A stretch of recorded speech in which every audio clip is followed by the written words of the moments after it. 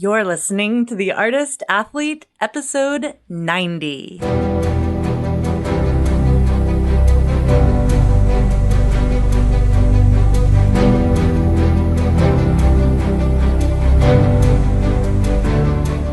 This podcast is dedicated to circus.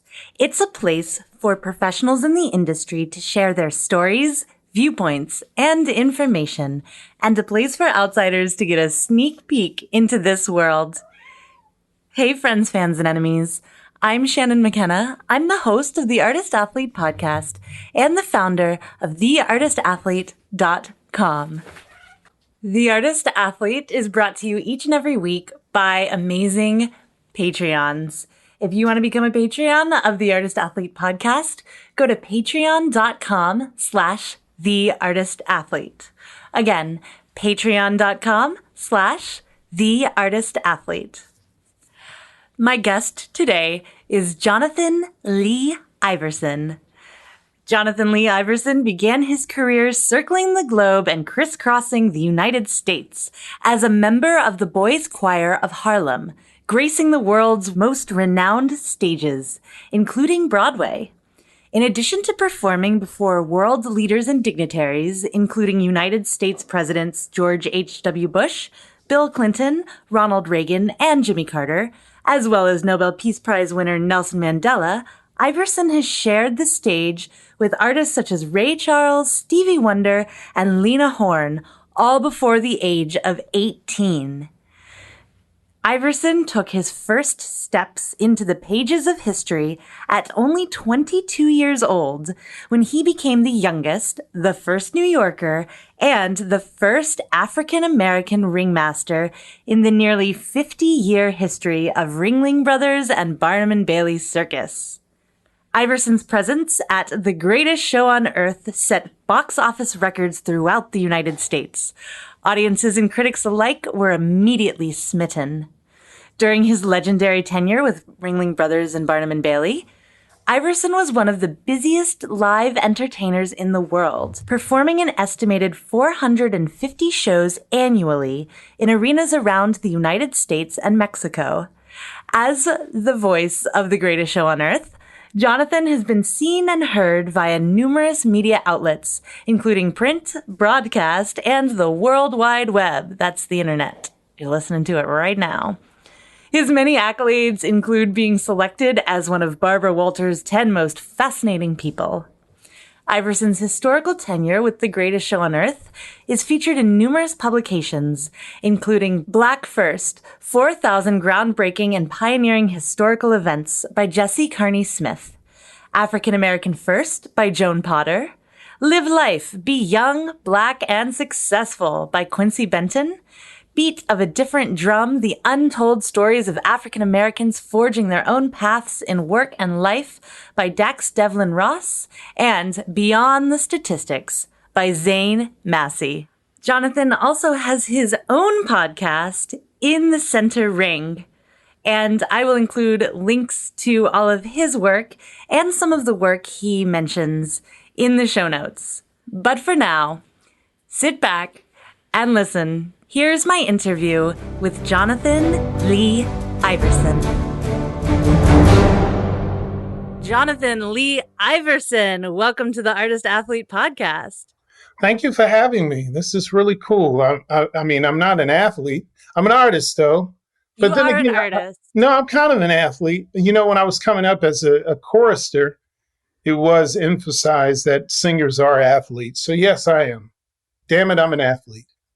Hell yeah, you're an athlete. I absolutely think singers are athletes. And actually, that's a great segue because I was going to ask you about your time in the Harlem Boys Choir. Can you talk a little bit about that? Yeah, it was, they couldn't do what I was doing then, not with today's kids. They're too soft. But back then, it was wonderful. I mean, it was wonderful. I mean, I thought it was hell, but looking back now, it really prepared me in a wonderful way for the realities of life and of being a professional by, just creating that carrot on a stick of having a high standard. And if you challenge children, they'll react. For some, it just will never work. And a lot of that has to do with what's going on at home anyway, or just their own intellectual, psychological composition. But for the most part, if you challenge children, particularly boys, with healthy competition, with the wonderment of excellence, you're going to get good results. And that's exactly what happened. I mean, the Boys Choir of Harlem for me really set the foundation for everything I would do. Wait, you don't think girls can be challenged by the wonderment of excellence? You know, it's funny. I think men are very simple. We're just really, really simple. And so it's not even I'm not a woman, so I don't speak for women. But I know with boys, we're really simple. Men and boys, we're so simple it drives women crazy. And so it's like we have this thing of a man's paradigm is significance. We want to feel that we plant that flag. That's why we don't really, what I've always noticed, and I think history would corroborate this, like we're not the best at necessarily falling on the sword for the greater good. If you study the civil rights movement, many of the men of that movement will tell you it was their wives who were actually the Svengalis behind the scenes. It was the women. And a lot of them were highly accomplished. I mean, Coretta Scott King was an accomplished musician. I know most people don't know that, but because of what she saw in Martin, she was willing to forego a lot of that to help the greater good. You see that your whole life with women. You know, mothers do it all the time. I meet women all the time who just up and go into other careers because it has to be done. Because it has to be done. You have to take care of what has to be taken care of, the greater good. It's always about the greater good. Men can do it, but I don't think we do it as well. I don't think, because we just have this urge to matter so. And it can be selfish, but cultivated correctly, it can be so gloriously beautiful and beneficial for the whole. And so I think when I look back at my days with Boys Choir of Harlem and how discipline and, piercing, precise discipline was a big deal. And the way they did it was it was like this kind of, it was this interesting competition. They just put you in with each other. And it wasn't like, vile or anything, but it was beautiful because they used music, And so mediocrity was scoffed at by teenage boys. You wanted to be good. You wanted to get your languages under you. You wanted to get your addiction, precise, and your pitch. And you wanted to have your musicianship sound. You wanted to be in that number. You wanted to be among the elite guys. So you knew you had to work, and being in that kind of company and having instructors who looked like you and who didn't really look like you, but who you could appreciate. You could appreciate the world-class expertise many of them brought. I'm still tripping out over many of the people I learned under till this day. These were world-class folks, and I was getting free education from them. But the biggest that I got from the Boys Choir of Harlem was unapologetic Blackness. So what I mean by that, and why that was so radical to me, especially in that day and age, during the height of the crack era and HIV/AIDS, when you turn on your news and all you see is nothing good about Black people, particularly Black males.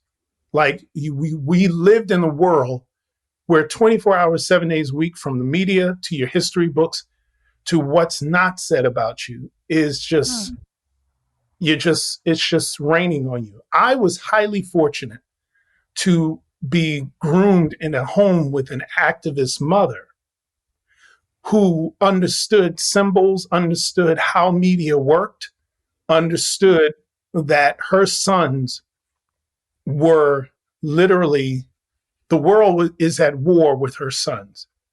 And she didn't mince words. That was just the truth. And not only did she say it, she showed us why and how. And what's astonishing is we're still talking about the same thing she was teaching us then. Some people are just discovering that. Now, and I heard, when I went to college, and there were courses where people were literally teaching about what my mother was telling me when I was 6 about how the media worked. And of course, as a kid, you think, she's crazy. It's just entertainment, Mom. No, it's not. Everything has a message. I didn't watch TV really until the Cosby Show.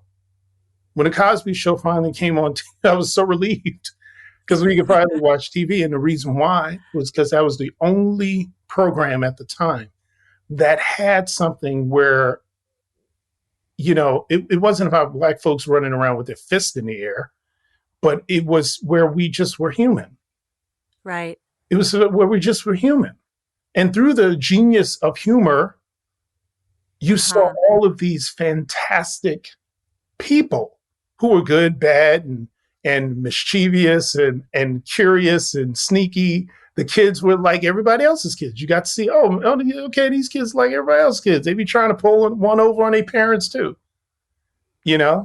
Or the thing that was so impressive to me and had a real lifetime effect on me was the chemistry between the characters of the mother and father. I never saw a show ever. Really, I don't recall when I would, start catching up on my TV, right?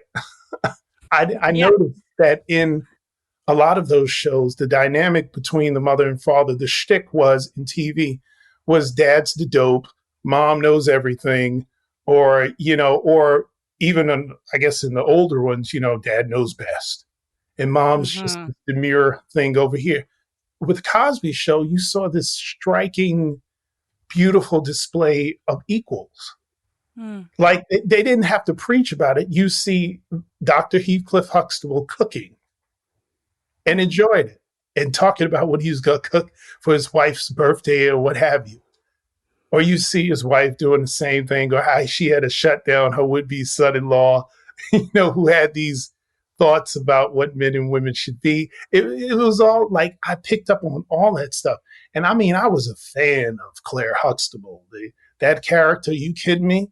I was lit up. All my friends loved the Lisa Bonet character, Denise. I was all about the mama because I was like, I just thought she was so elegant and just such a sophisticated lady and just like she's a complete human being. I mean, here she was bilingual and brilliant, and she was artistically inclined and had great taste and this gorgeous smile. And she was this brilliant lawyer, and she was taking care of her house and home. And it was like she was a full human being.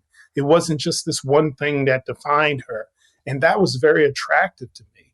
And I carried that my whole life. And that literally became my standard as I got older in my dating life. It's something that unconsciously I looked for. Claire Huxtable was your gold standard in your dating life. Absolutely. And I love that. And in a real odd way, I ended up with Claire Huxtable. That's why, I think when I really analyzed what attracted me to my wife of 19 years this November, it was just that. Like, she had all of those attributes. She's not a lawyer. Well, I mean, it also, in a way, not to get too Oedipal about it, but kind of sounds like you're describing your mom, like someone who was trying to make you very aware, someone who knew what was up with media and representation and was shielding her sons in a way and like bringing them up to make sure that they were conscious of the world they were living in. Yeah, here's the thing, though. I think, I know they say, you end up marrying your parents, so to speak, but I think there are definitely aspects of my wife that's completely my mother, my mother. But I think what my mother set me up for was a sense of self, my own individuality. She groomed me to understand that I had every right to live in this world free, to have my own mind, to love myself as I saw fit, and to experience the world her big thing to me was always, think, just think. She would tell me, my brother, all the time, just think, just think. We come home about, I remember they used to, oh gosh, man, they used to tell us such ugly things, man, when you're a kid.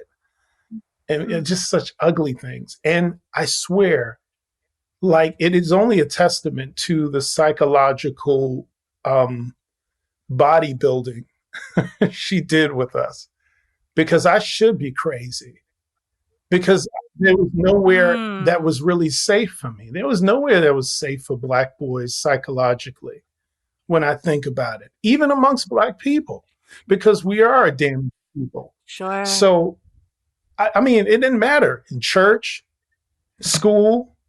There were places, like, when I think about it, as I became older and realized, oh, golly, man, if I didn't have that fortitude that was constructed and just fine-tuned by my mother captaining that, I would be stir crazy.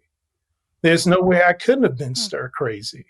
I think the greatest thing you can give your children, and especially in those first 7 years, I always tell people the first 7 years are the one. And it's corroborated by, there's a saying by Jesuit priests: if you give us the child for the first 6 years, they'll never leave the church. That's what they used to say. And oh, really? I remember getting advice from none other than Kenneth J. Feld, who is the chairman of Feld Entertainment. Company it was Ringling Brothers, Barnum and Bailey, and he and I would have wonderful conversations. And he's the father of 3 extraordinary daughters. And he said to me, when I'm on the road with my kids, and they were very small, and we were talking about children, and he said, you know what, those first 7 years, he told me that. He said, the first 7 years, and I was in the midst of doing that. And I always kind of just sensed that there's something, I don't know the science behind it, but I'm sure there's something there, because I see it with my children. There are things we did and put in place that they still carry now that they're 11 and 15, that just really hooks into their character. Because what you want most as a parent is that your children can be self-governed, and that, it's sort of like walking on a wire, as a parent. And the best example of wire walking I ever, or illustration I got, was from the great Bello Knock. And he said, Johnny, as he goes, Johnny, it's not about so much balance as it is reflexes. He said, there's a lot of reflexes. There's a lot of reflective action that's happening on the wire when I'm up there. And I thought that's interesting. And I think of parenting like that in many respects. You have to respect that this child you have is a complete person. They are what they are apart from you, but they are still you in many respects. And so you have to have it together enough to give them a steady foundation where they're permitted to be fully themselves. And you have to have the humility enough to move out of the way and let that happen. Because, our children aren't our little projects. They're not our do-over. You have your life. Your broken dreams, your unfulfilled dreams are not their to-do list. They're going to have their life. And so it's your job to, listen, you put in the foundation, the wisdom that's necessary for them. And look, you take some deep breaths too, I mean, they go through some things that you're probably like, what is that? How did you, I'm sorry to interrupt, but I'm just curious. And I'm loving this interview right now because we're 15 minutes in and we have not done anything that I usually do in this interview to structure it, but I'm here for it.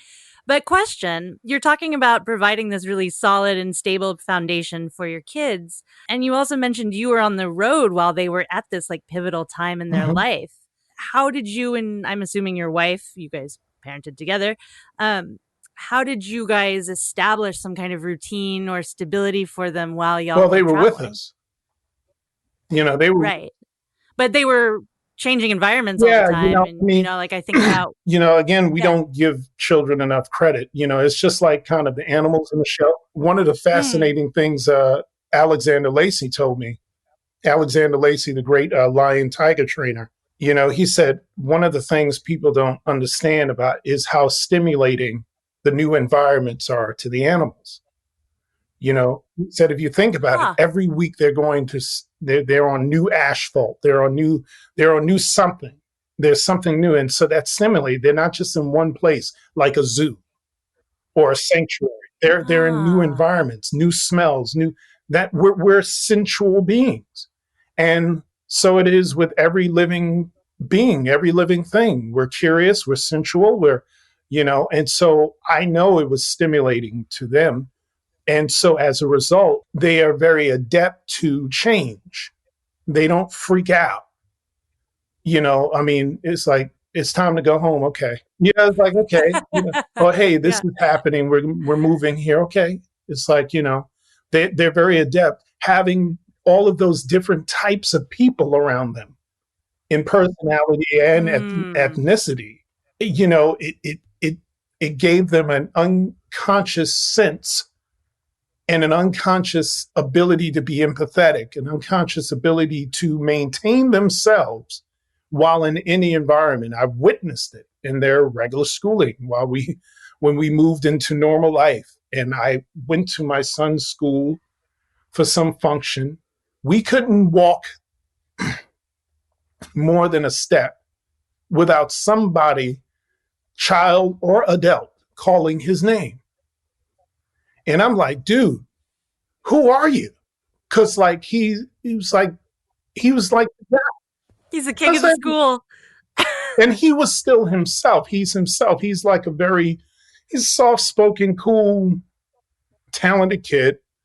He's what he is he's that kid that's kind of universally liked, And what was funny about that, I was telling that to a buddy of mine. We met at a memorial for another friend of ours. And I was telling it to a buddy of mine from Boys Choir. And I'm describing my son, and he's going, yeah, okay, he's like you. And I said, oh, yeah. And we would laugh. He said, and he went down the line. He said, yeah, you used to do stuff like that, man. He's like, you were like that. You were that guy. I call, I think every neighborhood has that kid who's like, that it does, like, they don't really have enemies. Like everybody's cool with that guy. He's like, that's that cool dude, and they're cool with him being who he is, which was always a big thing. Like when I was I'm coming up in New York City, right. And me and my buddies, man, it's so funny. New York City was such a gift for me growing up, despite itself back then. Yeah. We used to laugh. Here I am, I was always tall for my age. You're a tall black kid, so you're supposed to what? Play basketball. And I was completely defiant of any athletic any athletic aspirations. It was really it was the running joke with me and my friends. It didn't bother me any. It was like our running joke, man. It was like, God, it'd be like, what a waste of height, It was so crazy. It was so funny. Well, it's got to be. You got lung capacity. Well, there you go. Right? What was funny about it is the same. Like they jab, but we were always, we make fun of each other in that way. But they were also protective, and they were protective of the dream that they saw I was weaving. They knew I was in this boy choir, so it was funny because I'd hear about it. They were like, they'd be outside on a corner or whatever, and I'm jetting out to go to choir rehearsal or whatever. And this one kid, and he told me about it when we got all, he said, I used to ask about you, man. I'd be seeing you like zipping. And everybody's like, man, who's that tall kid? What does he do, man? Does he play ball? What does he do? It's like, no, he don't play ball. He's in a boy choir. Boy choir? What does he do with that? God, isn't that like a sissy thing? He's like, no, he spends his summers in Japan. Oh. And so all of a sudden, you're kind of like this interesting, cool, it's like, man, and I think something like that is inspiring to other young men and women, even at that time, because they're saying, oh my gosh, you can live out who you are and still be, you don't, like, you could just be who you are. And it was one of the things I knew it's a kind of courage that you develop. And I developed it early again, thanks to what my mother rooted in me. I just never had that thing to want to be in some group somewhere. I think it really plays to my zodiac sign. I'm a full out Aquarius. You're a friend to all, but a friend to no one. You can acclimate in different social circles, and you're not necessarily beat down if you're rejected. You're almost kind of energized. That's me. But that came from just years of having my confidence built up, even when I didn't know I needed it built up. And so I think that's the greatest gift you can give your children is you have to give them a sense of identity, and then you have to reinforce it, and you have to just bathe them in your love, and they have to see you loving yourself. And I say that in particular, especially with women. And this I can say because you see it a lot with a lot of young women. Their body images and how they see themselves is really how it was displayed at home, not necessarily from their mother. Maybe their father was negligent, or he wasn't very complimentary, or he wasn't very affectionate. Yeah. All that stuff matters, and for sure. I mean, or like the other thing is maybe he wasn't very challenging. Like one of the things I really value about my relationship with my father is it was, what did you learn at school today?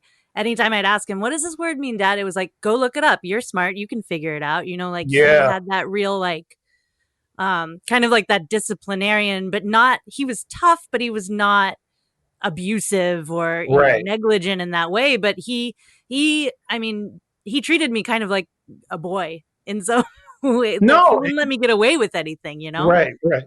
And that's wouldn't let always me cry, wouldn't let me do those crocodile tear thing. No, not I do the same thing with my daughter. Like, I'm like, look, I'm an actor, so you're not going to pull those things.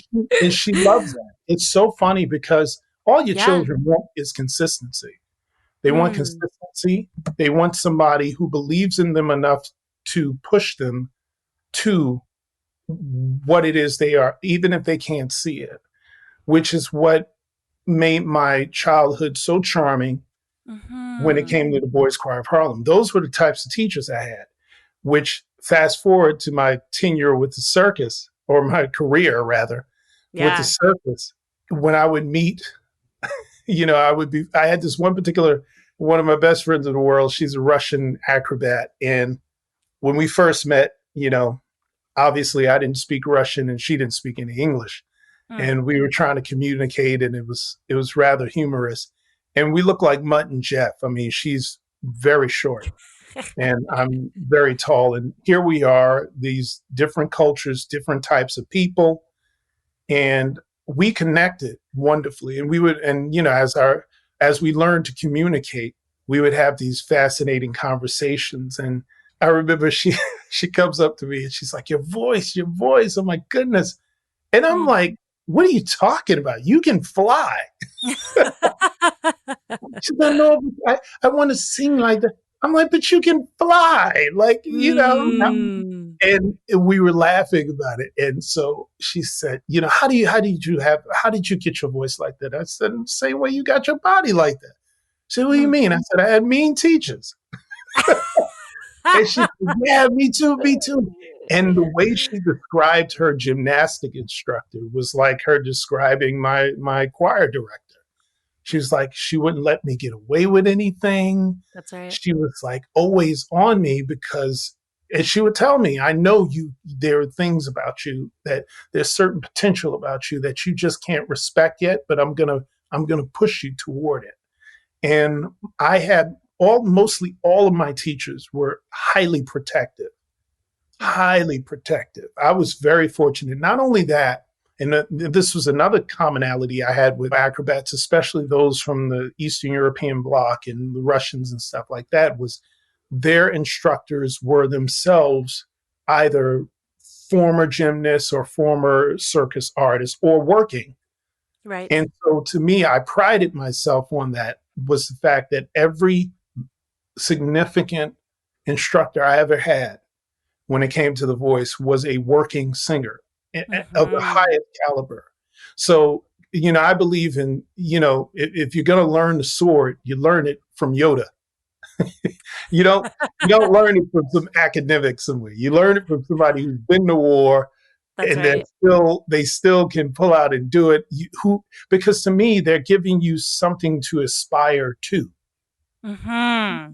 Yeah. You know, I mean, my instructor in college was a glorious tenor named Jerome Pruitt, the late Jerome Pruitt, and he had a major career in Europe. And I read his bio, and I was like, I'm going to study with him, and it was a great decision. And I didn't just learn the mechanics of the voice from him. I learned, the attitude of a professional. There were things he could throw at me that if he were just an academic, he wouldn't be capable of, Sure. and it Yeah, he also, probably wouldn't even think to do it because unless you're in certain situations or have had certain things happen to you, how could you even introduce them to your students, you know? exactly. Yeah, And that makes sense. I'm one of these people who learns I learn by watching. I believe Mm. in apprenticeship, and it was helpful and it was inspiring with all my teachers, even my choir director of the Boys Choir of Harlem, the late great Dr. Walter J. Turnbull. Mm-hmm. It was stimulating, and it was a free master class when I would see them perform. Mm. When they would be performing and they would be doing their thing, it was like, oh, okay, that's what he was talking about. Oh, and do that. Oh, I can take that. I can use that. And then you would see and the beauty of their teaching too, was they weren't trying to make you into them, which is what I loved. A great teacher is literally trying to form you into yourself.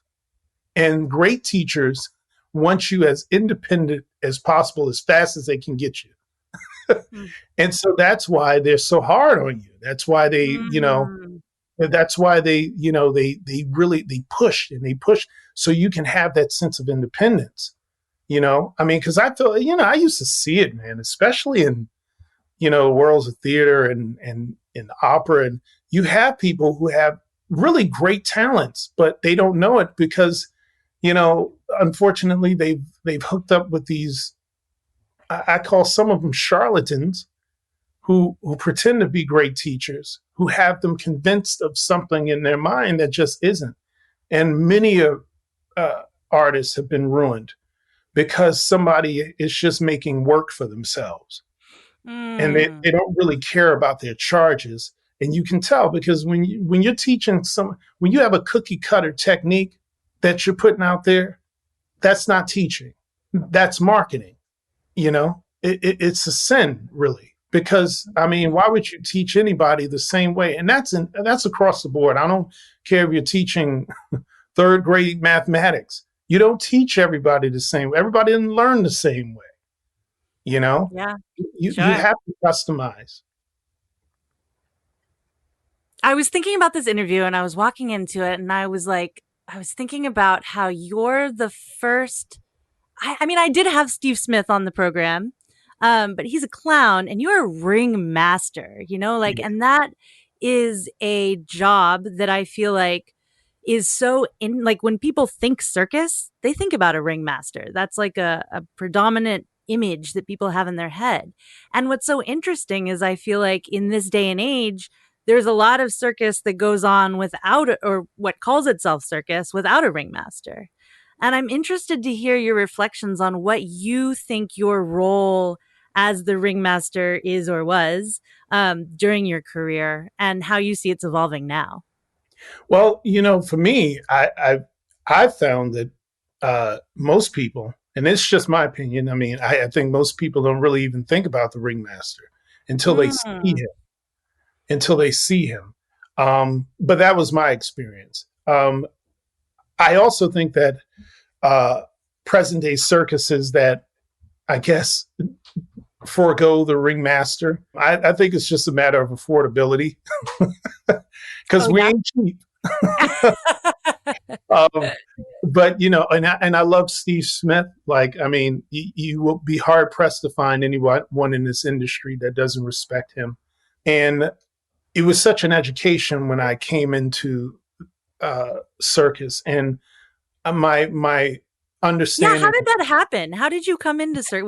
What happened? Because I was reading you went to LaGuardia High School in New York, Yeah, great school, and then you went to Hartford in Connecticut, yeah. and then all of a sudden you're in Ringling Brothers. What happened? You What know, went wrong or what went right? that sounds that's exactly what it was. It's just the strangest, most beautiful being in the right place at the right time type of thing. I was set to go to Europe to continue my studies in opera. I met a Mm, wonderful voice teacher, and we were just going to do that. We were just going to be in Europe. I didn't want to go to graduate school. I wanted to and I didn't want to hit the ground running, so to speak, because opera is you don't really even hit your prime in opera until you're in your 40s. right.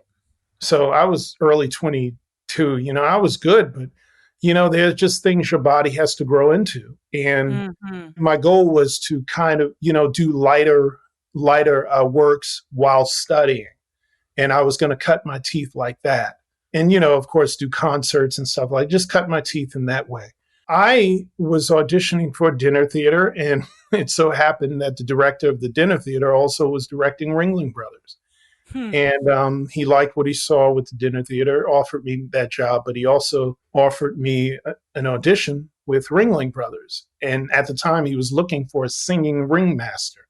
This all Mm, was falling into place quite well. I was up against 30 other candidates, right? And I mean, obviously, the rest was history. I mean, that's really how it went. I went to an audition for something else, and again, it's what I hold to when I went back on that whole cattle call, right? That many artists go through.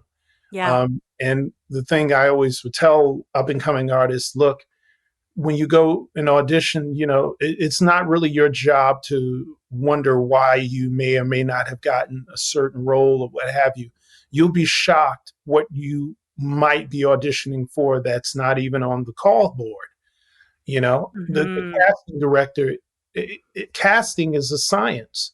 And as George Clooney once said, he said, believe it or not, they are for you because they want to be relieved. They want Yes. the next whoever to come in there. Yeah. So there's no conspiracy against you if you don't get that gig. But It feels like it sometimes, though, Jonathan. It sure does feel like no, it. it sucks. It hurts. I mean, I look, I, for me to say that is rather therapeutic of me because I've been in those auditions where I know I killed. I could see it, Yeah. and I just knew at least I'm gonna get a call back. And and I've been in auditions where at least the producer or the casting director were kind enough to tell me right there, you would be perfect if you weren't so tall. There was a role I was going Hmm. for. And when this gentleman said that, I said, wow, okay, I get it. He Yeah. said, he said, your voice is just right for it. It's just our leading lady who was had already a significant name and following who they hired. He said, you're so tall, like she would look Yeah. like your daughter. And I got it. I said, okay. So it's not me, but it's me. That's right. And I think that's so important for people listening who like want a job in entertainment to hear. Is sometimes it's not about the talent. Sometimes it's not about, yeah, like what you're saying. It's about, do you fit into the costume that they've already made, or do you look right next to that person they've already hired? All of Exactly. that. Yeah, for Exactly. sure. And Yeah. fortunately for me, the circus, Ringling Brothers and Barnum and Bailey just fit. Mm. And it felt right when I got there. And it took me a while. It's so crazy. I told this story when I spoke at Harvard. I said, my mind was I had to really learn to detoxify myself from these just the misinformation I had about circus. And I had to learn to appreciate this moment. Here I was in sold out houses in Madison Square Garden and still kind of wondering what would it be like at the That's Metropolitan right. Opera. I'm like, it took me a couple of shows at Madison Square Garden, like to see the audience just losing it to go, wait a minute. Hey, stupid. Like, this is the garden, Yes. Sinatra, Michael Jackson, everybody, you're in the garden, man. Even Pavarotti, has to come to the garden. So um, to think I was doing that not even a year after graduating college, I kind of snapped out of it and I started to embrace it. I kind of embraced it a bit too much my first couple of years, but I just had fun with it. And I really started loving it and really appreciating it and appreciating other disciplines like clowning and just seeing, there's something about a really good clown that really gets the, Mhm. really someone you can tell who's really done the work of Mm, of building their character and really just because clowning is all about identity. And mm, a good clown is stubborn about their identity. And they're geniuses in how they relate that identity to their audience. I mean, we've seen bad clowning or even just bad artistry. Really, in many respects, it's a microcosm of bad artistry. I looked at it like that because there was so much I learned from watching clowns that I learned about myself and from mm. of other artists and what we do. You don't want to be the kind of artist that's imposing yourself. Right. Yeah, if you're imposing yourself, you're not practicing artistry. You're a peddler of joy. You're serving. It's not even about you. It's not about that applause. It's about you giving them you're giving them a joyful ounce of truth, a pound of truth That's through it. Yeah. what you are. Yeah. Yeah. I think that actually more so, and I think this is why clowning is so difficult, is because sometimes the applause comes when you're going through some really hard moments, like you're experiencing great tragedy, and that's what's making people laugh so hard. Yeah. But it's about accessing that kind of truth. Oh Uh, man, it was the same thing when I was we were performing in Madison Square Garden. My opening night at Madison Square Garden, the first time I was in Madison Square Garden, opening night, my father died. oh shit. Yeah. See, I'm swearing on the. Oh my god, I'm so sorry. Well, it was crazy because that day was the most beautiful, tragic day of my life. Hmm. And it was also in my heart, what I realized was it's the bounty I pay for this privilege of being what I am Hmm. as a performer. So like somebody like me, the way I was groomed in the Boys Choir of Harlem, we were built like little soldiers, man. You didn't break. Huh. You were going to be a professional. And I remember those lessons in that moment. I remembered all of them because they were so very important for me. Pride in what you do matters because it led me to understand what I mean to the audience. It, you know, sure, you have a right to be human, but once you go in front of those curtains, you make a covenant. Hmm. See, there's no gray area. It doesn't matter what you're going through. So if it's that overwhelming for you, don't get out there. Mm. But if you want to do it, you got to do it because you're in front of all those people. Guess what? All of them have stories too. And you are given the privilege of honoring their time, money, and imagination.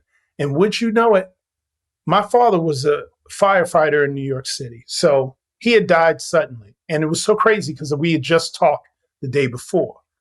And Mm. he was a beautiful man. He was an immigrant from Trinidad. And he Mm. was a man's man. I mean, he was this gorgeous man, but, to get him in a suit was an act of God. And he was in his t-shirts and baseball hats and his cigarettes and beer. And he's so funny, because, I mean, immigrants, I realize, do not come to this country for hopes and dreams. They come for opportunity. They come to take advantage of what they need to build some kind of legacy. So when your kid comes to you talking about, I want to sing for a living, that's not work, you know? Uh-huh. And, Sure. and so you can't imagine what that conversation was like when I was like, I'm going to the circus, so So it was one of them Well, the things. circus is another thing if you're playing Madison Square Garden, though, Right. like. And you know what? Listen, he was, I mean, insanely proud. I mean, at his memorial, his comrades were, they kept coming to me and like, man, he had your articles, everything. He had it all over the place. Oh, He was passing it like I did my senior recital in college, and he had copies of it, and he would pass it around to everybody he knew. And it was so funny. We had a wonderful conversation the day before, and we were going to go out to dinner and everything. And, I was basically begging him, look, we're going to have an after party. Come, you just wear the suit for a night. All right, whatever. And so, it's crazy because I felt him leave me in the middle of a rehearsal. We were rehearsing for opening night. And I knew it was something dramatic because I just spent around. I didn't know what it was at that time. And it was so dramatic. My director looked at me, Phil McKinley, he looked at me like I had two heads. And I looked at him, I said, I don't know. It was just odd. I just spent around like something left me. And it was like somewhere in the afternoon, which is what I would later find out is when he perished. And then, during the show, I just felt this. I felt like I was an older man. I just felt like I'd arrived or something. That's what it felt like. I just felt like I had so much command.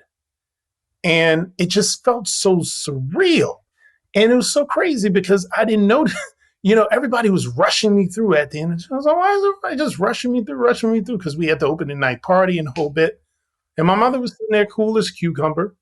Everybody's just enjoying the festivities. And then after all of that was done, I went back to my hotel room. My mother said, I need to talk to you.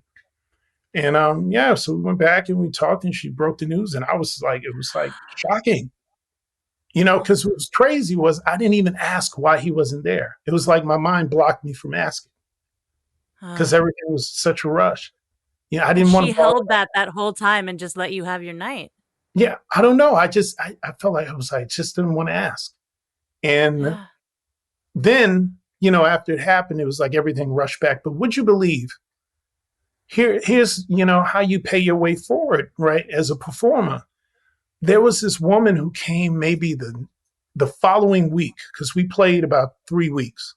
She comes up to me. She said, oh, my goodness, I'm so happy you're here because I didn't know if you were going to be here. I read about your father and I'm sorry. She said, my mother and I, this is our tradition. And my mother, she recently died too.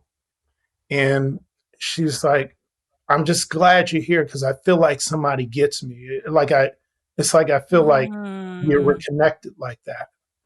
And I was like, wow. And I realized then, I said, okay, that's the price you pay as a performer. And I tell a lot of performers that like you don't have a right to once you walk into that spotlight, I don't care what your world could be collapsing. It doesn't matter because people are coming to you to relieve them, to lift them, to help them escape. And so that's why we train the way we do, right? They tell you to build up your technique to the point where you can let it go. Right? I mean, that's why you perfect your craft. So you have full command and you're at the service of your audience. You can cry later. And I mean, I think, it takes a lot to do this stuff. It takes a lot of mental fortitude. It takes a lot of spiritual fortitude. And I think that's why performers, more so than not, are able to pivot so well in just regular everyday life. I mean, like a lot of people doing now. We know our field is kind of shaky. Ugly Mr. COVID has humbled everybody. And, the world is just spinning. It seems like it's spinning out of control. And yet more now than ever, we're needed. And you're seeing it more and more that you see performers are doing new things and they're taking great advantage of the virtual world. And it's a wonderful thing to see. Like now people are delving into their creativity like never before. And I mean, it's just wonderful to see and it's inspiring. And people aren't afraid to make those mistakes, to have a few bumps. Oh, for sure. Yeah. Yeah. But it's so necessary. This is what I can't help but think about. You're talking about Belo Nock, you're talking about all these incredible artists from the past, and this tradition of circus that I feel like is sometimes, and maybe it's because I'm in Montreal, I'm in, kind of the epicenter in North America anyway of contemporary circus, but I see that tradition kind of, dying out a bit.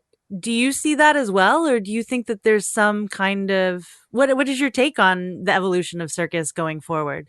Well, you just said it, evolution. Mm.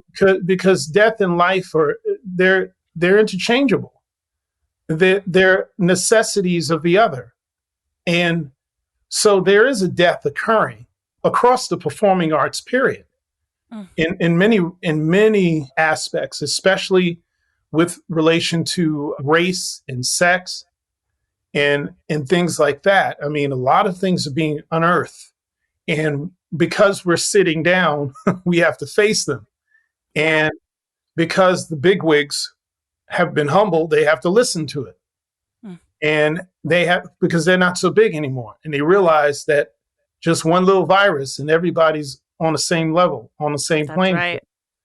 And so if we're going to move on, whether it be in circus, whether it be in opera, whether it be in theater, whatever it is in performing arts, we're going to have to understand we're living in a time where change is just rapid. We're living in a time where the world is getting smaller. And what I mean by that is, thanks to technology and social media and things like that, we have this great opportunity to learn of each other with much more frequency and fluidity. It's so much easier to reach out and really become more well-versed about another culture and another people, and to actually take the time to hear them, because a lot of times we don't do that. And the same thing when it comes to the issue of the sexes. One of the things you see a lot of men learning, believe it or not, is how to actually listen to women and actually see women as full human beings. Imagine that. That is the practice. Yeah. And I've been fortunate, there are women who've been gracious enough to understand things like misogyny, much like racism, is a virus. And everybody's affected by it. I don't care how good you are or you think everybody's affected by it one way or the other. And you're not necessarily a terrible person if you have a condition. The problem happens is when you're aware of the condition and you still want to be stubborn, which unfortunately seems to be happening all over my country right now in the United States, where we're dealing with that. But what's happening there is the same thing you're seeing with pretty much everything. Anytime growth is at hand, that which is common to us or what we're used to becomes riled up, and it needs to hold on to whatever vestige of power it had. Yeah, it doubles down, right? It doubles down, and it doesn't matter what evidence is there. It doesn't that's what you're seeing. And so it creates moral monsters. It creates those who they will do anything to maintain that. It's futile because, look, you either evolve or die. You either evolve or die. And, I finally get that piece of scripture, where it does say, listen, the victory is the Lord's. I mean, it really is, because, it's but so much you can do. Time is going to keep moving. That's it.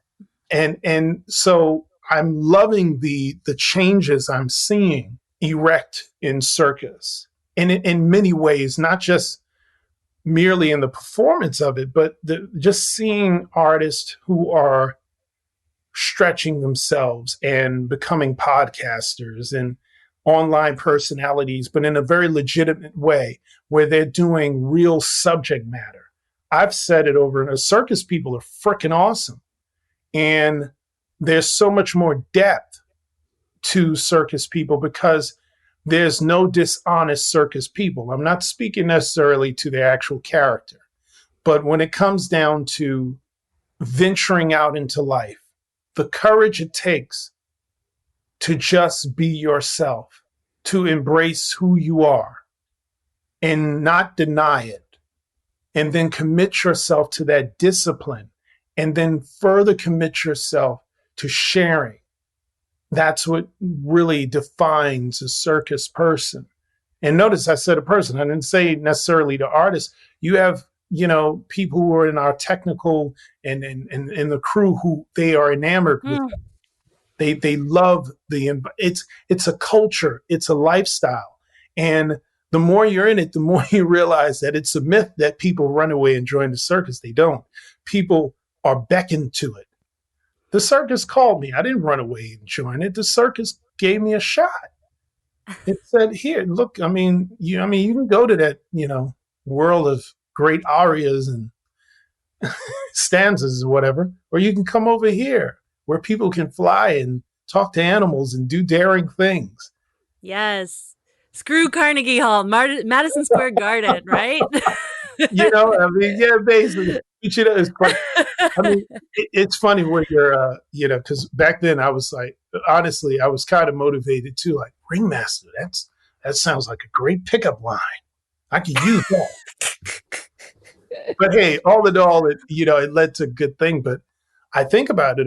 What a interesting crossroads that I would turn into this place where it was just supposed to be a year. It was just going to be a year or 2 Is that years. right?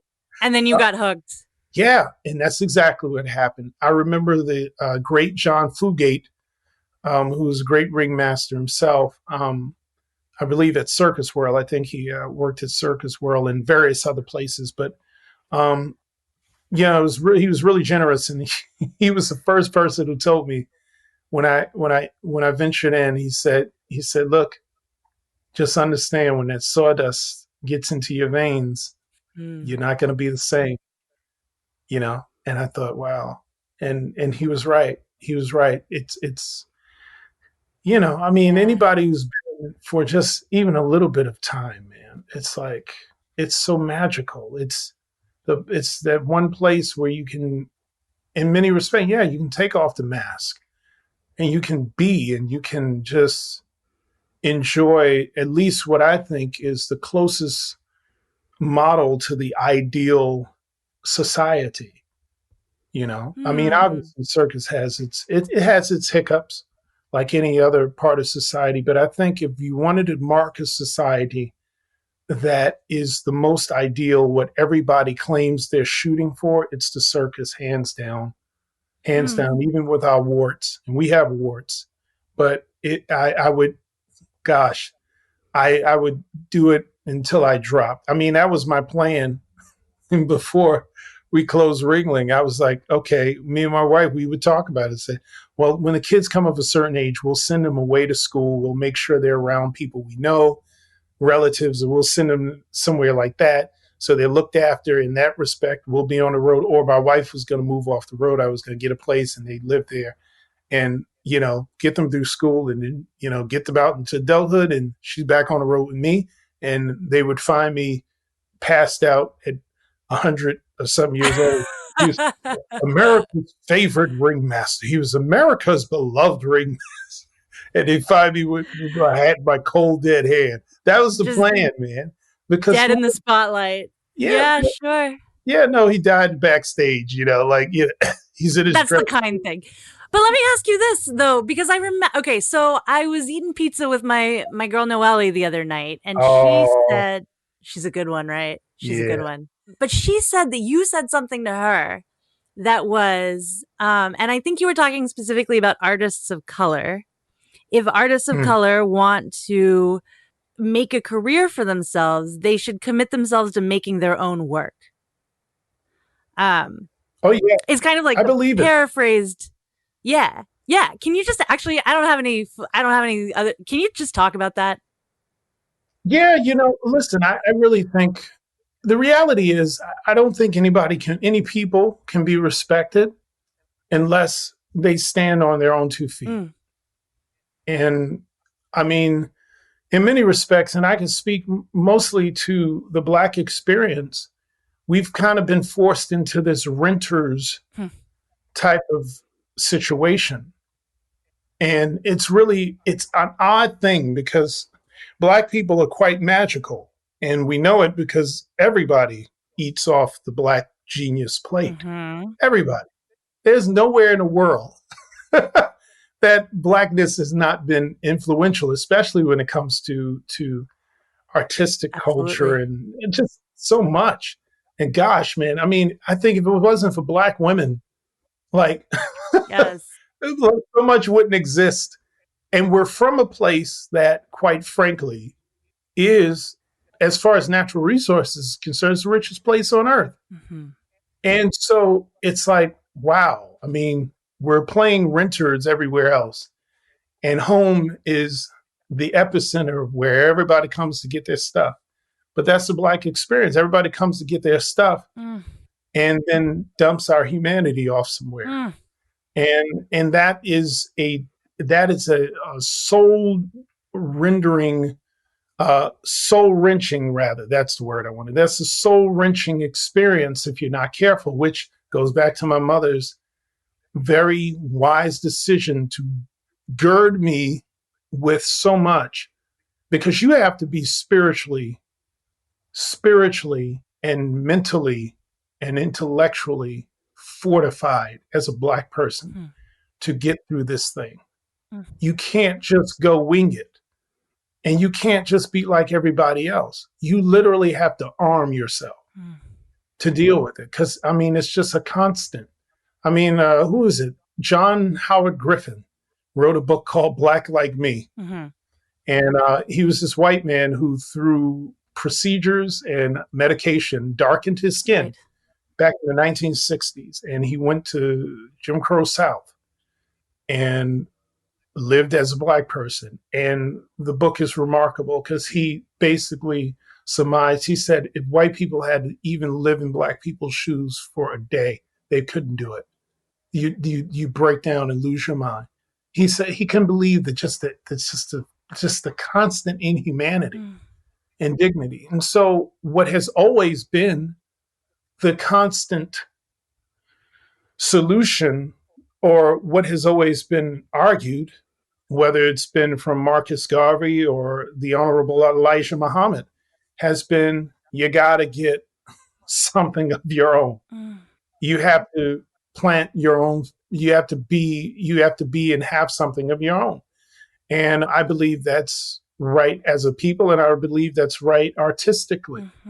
I really believe there are even self-expressions that are unique to us. And I don't think we will ever get respect unless we're standing on something that we have complete autonomy over.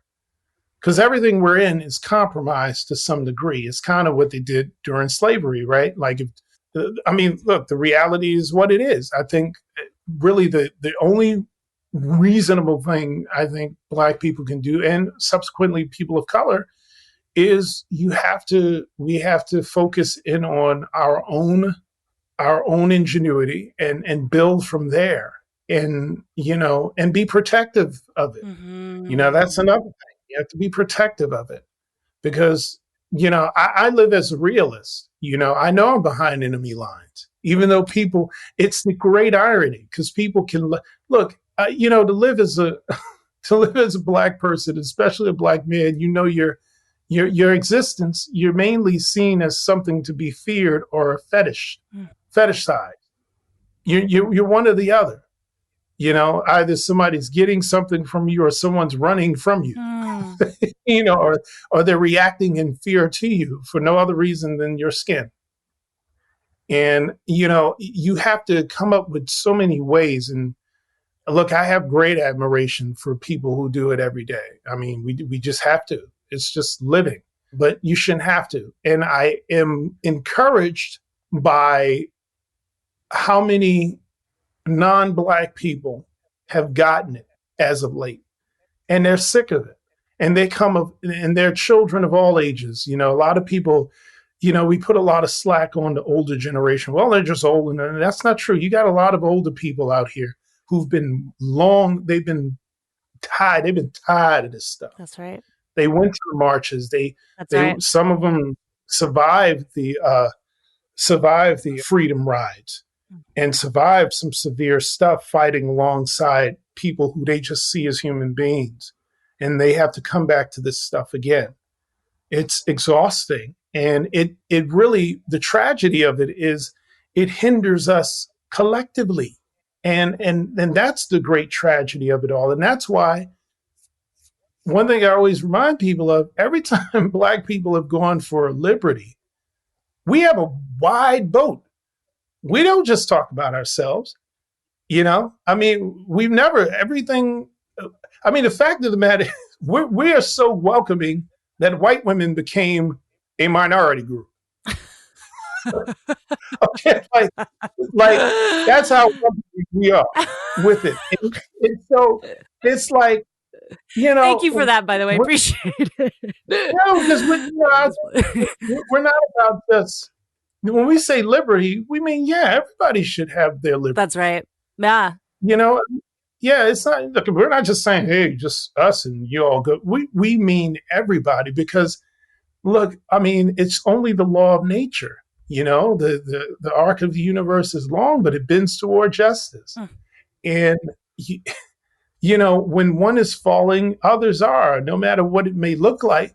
If you need to feel tall by me being on my knees, I'm telling you, eventually that's going to get exhausting for both of us.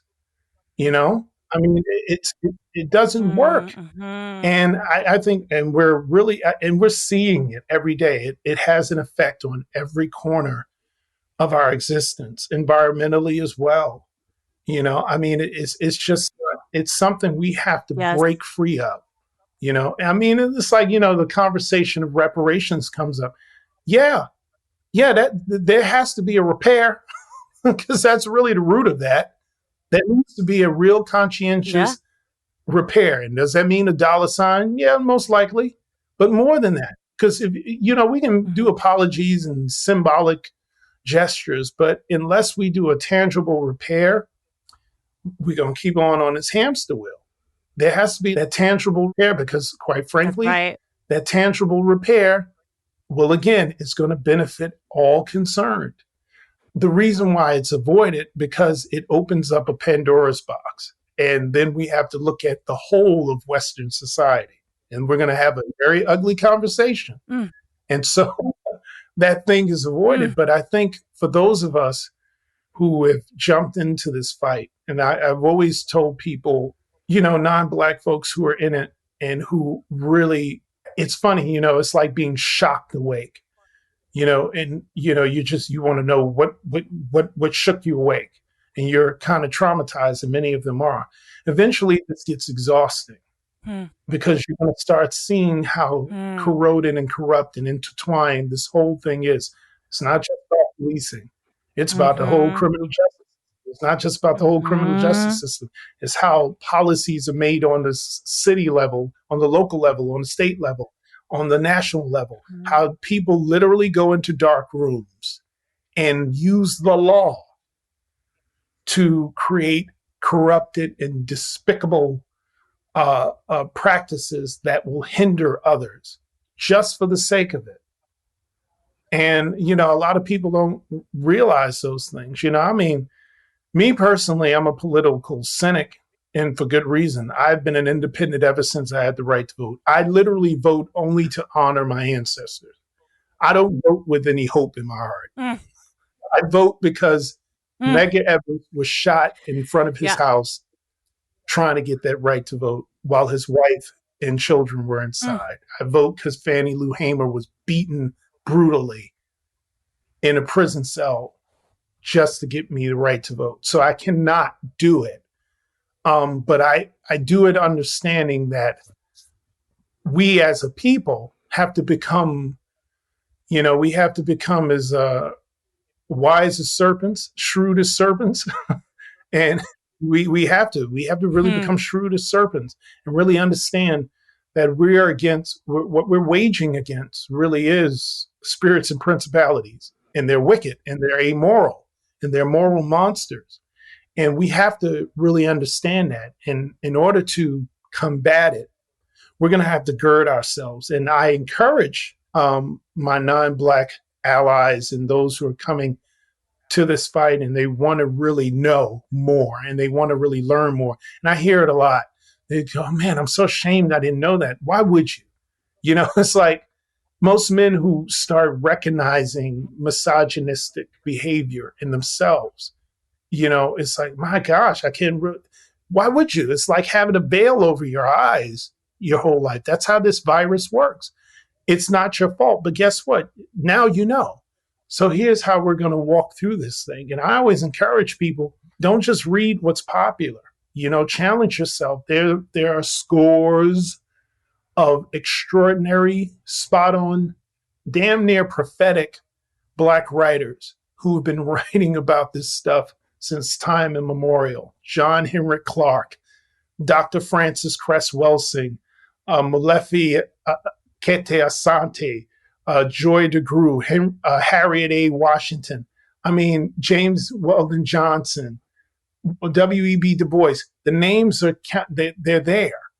And so I would just challenge people to really go out and seek and really, really do the work of looking to take in the thoughts and the stories of those who you are aligning with, because those are the people you want to hear from.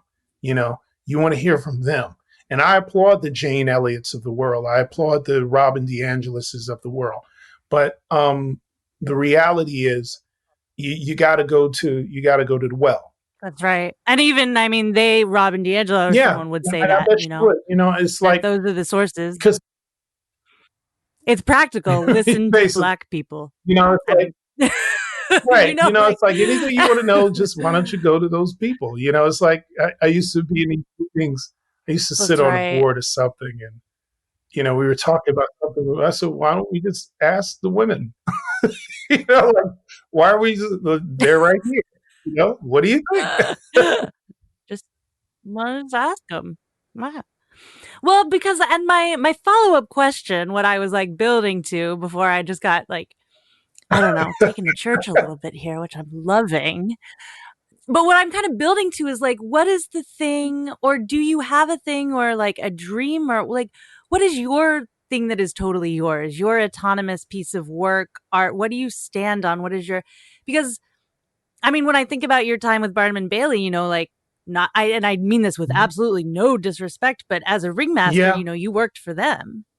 And I'm interested to know, like, if you have any thoughts or plans or ambitions to build your own circus or build your, you know, like, what is the dream? I love the question very much, because I have to tell you, when you have a trauma like change, sudden change, which, you know, Ringling Brothers ending was a great trauma in many respects. And it's so funny because, you know, okay, I was basically 3 years into the thing, and I was prepping up for a speaking career. I had a big speaking engagement booked for this November, and I was getting things ready. And oh, hey, wait a minute, we're going to stop the world again. You know, and I said, okay, well, you know, so I found myself, I really believe in my heart that I'm meant to, I definitely want to write. There's some books in me that I've been playing with too long in my head that need to go on paper. There's some streaming programming and even films that have been playing too long in my head that I need to get on paper. And so I need to write. I need to write, and I need to continue to use my voice as a singer, as a host. There are new avenues for that. What I'm finding is you learn a lot when you just sit back and rest sometimes. You know, I think in our anxiety, when sudden change happens, you feel like, oh, I got to get things going, especially when you still need to pay bills and you have a family to take care of. It's understandable. But as I've always advised people, well, as I've learned to advise people, is, you know, sudden and drastic change is analogous to surgery. It's invasive. It's traumatic. And, you know, what does your surgeon tell you to do after you've been cut up and sewn back up? Go home and rest.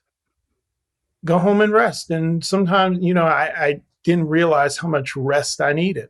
And in that, I started, Mm. the wheels started turning. So I really believe that I'm moving toward a position where I will probably be kind of a hybrid of a performer executive in a sense, which I think will be much easier for many of us. I don't think I'll be unique in any way, shape, or form. I think the technology has made it so where, you know, you can create your own thing and be a star of it or not, whatever the case may be. I mean, we're seeing it again with people creating their podcasts. They're creating, you know, like Noelle, she's created her own YouTube universe and things like that. You know, you have Shanae Booth Yeah. with her wonderful Live Like an Yes. Acrobat, and we have others like yourself. I mean, we have all these things happening. And, you know, I've thrown my hat in the ring, so to speak, with In Center Ring, which I created as a vlog show, which I'll be moving to podcast offerings as well. Uh, yeah, no, I wanted, Yes. yeah, I'm Welcome. gonna definitely do that because, and I'm so glad I just went out and started doing that because it just really circus people just really humble me, and it's never a bad conversation, you know. I mean, yeah, I That's think you're right. talking to the Yep. greatest people in the world. I mean, you know, again, for them to do what they do and to do something so unique, it speaks to their character in many respects. You know, that they were daring enough to, you know, go do something like that, and just to think so many came from what would be considered safe. You know, Noelle was going to be like she was going to do something in biology. You know, I remember talking to Joe Pinzon, and Yeah. he would say, you know, he was going to be a doctor or whatever. It's just so funny to Yeah. see how people, you know, they obey that beckoning and they go with it, and they end up with these extraordinary lives that take them farther than they could have ever imagined, and it opens up new worlds and new things to them. So, you know, I'm sort of in this place where while I like to plan and I like to go, oh yeah, this is it. I'm very respectful of the fact that God is a practical joker, at least in my life, because Yeah. nothing I've ever planned has gone right ever, and and mostly for the good. You know, I mean, it's just amazing. I look back and I laugh, and I swear I could hear heaven snickering because, you know, I had all these grand plans of conquering the opera world. Nope, you're going to Madison Square Garden.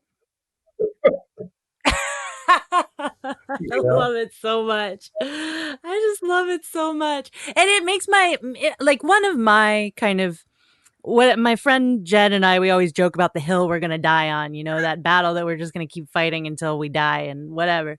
One of the hills that I really would love to die on is this hill that like circus isn't an art comparable to opera.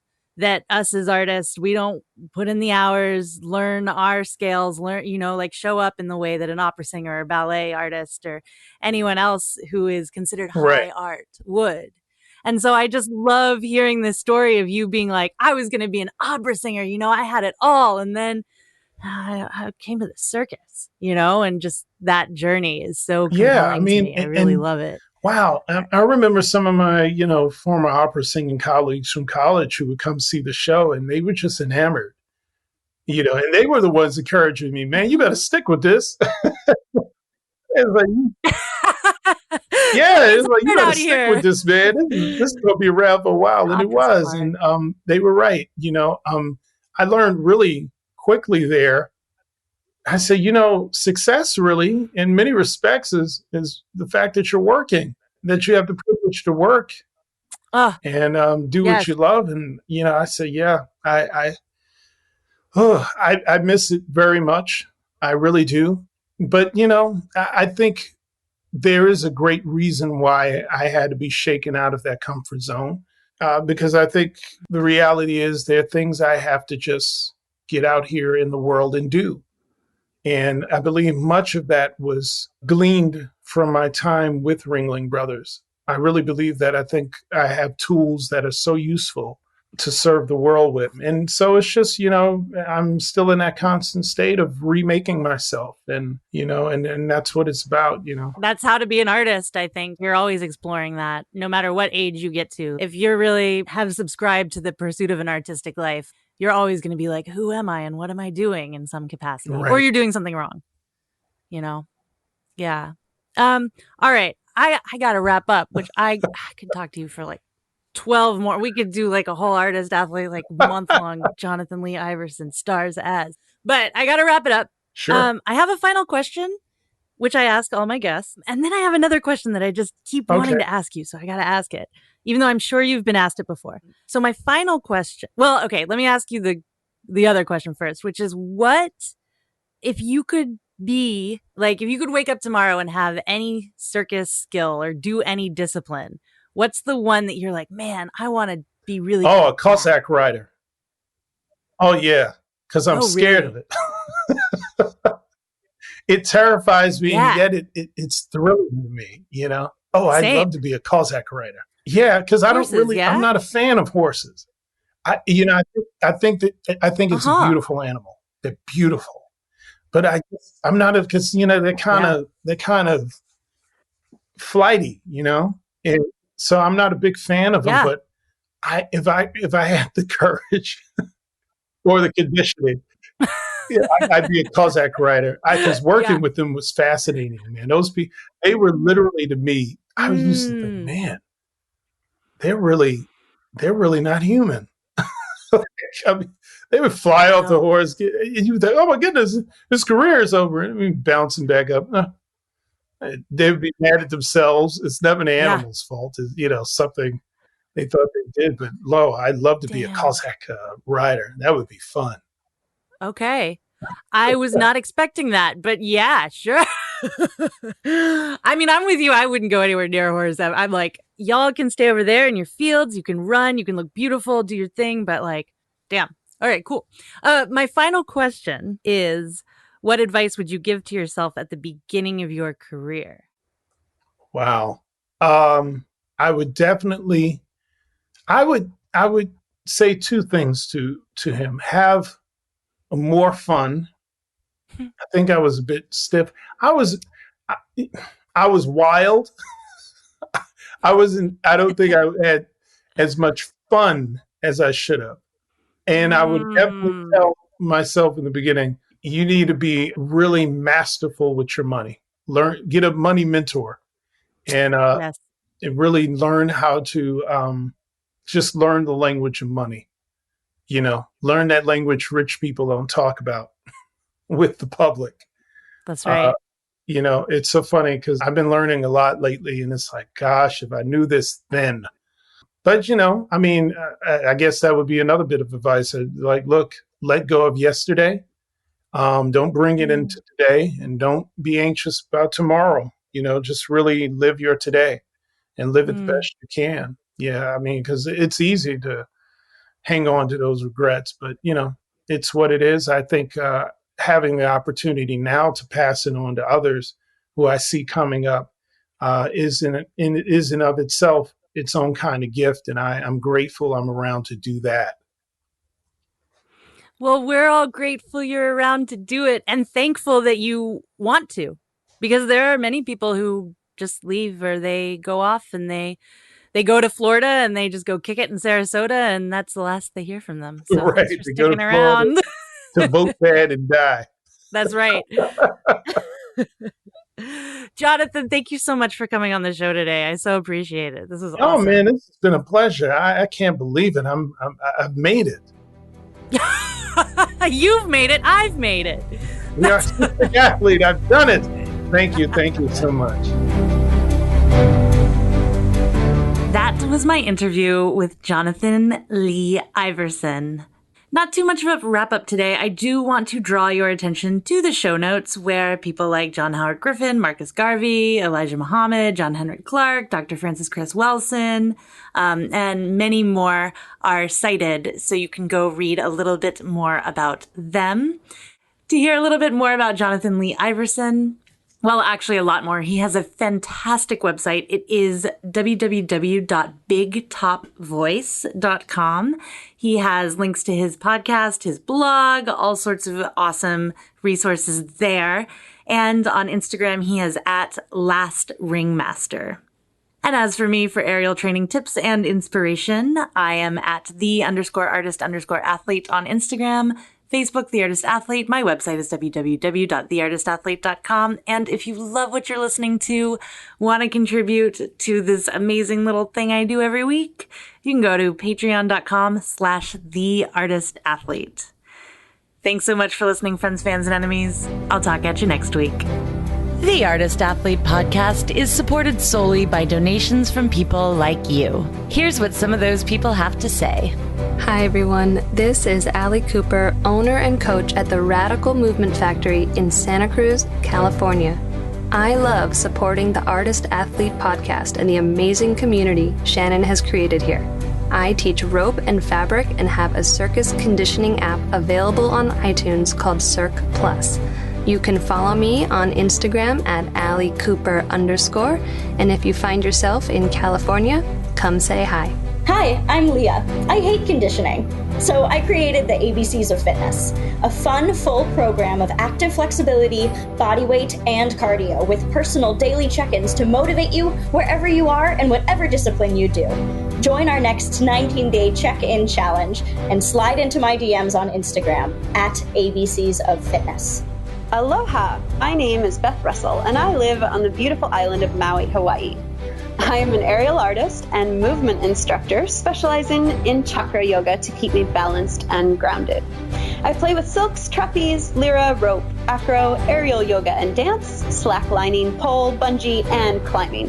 Really anything that goes up and allows me to explore 3D space. You can find my dedicated aerial page on Instagram at Maui Aerialist. If you find yourself coming to Maui, let's play. Hey there, friends, fans, and enemies. This is Cress Welsing, Patreon of the Artist Athlete podcast. Straps artist and lyra performer and acrobat out of Greenville, South Carolina. So if you're ever passing through, make sure to stop in and see me and my friends. We have a wonderful space, and we'd love to see you. Hi, my name is Erica Lee. I'm from St. Louis, Missouri, and I'm an aerialist. I teach performing arts to elementary school during the day and do pole and swing and rope by night. I really, really like the Artist Athlete podcast because it gives me a lot of circus goals to look forward to. It gives me a lot of insight on what's going on around the world in circus, and that's why I'm Patreon. Hello all.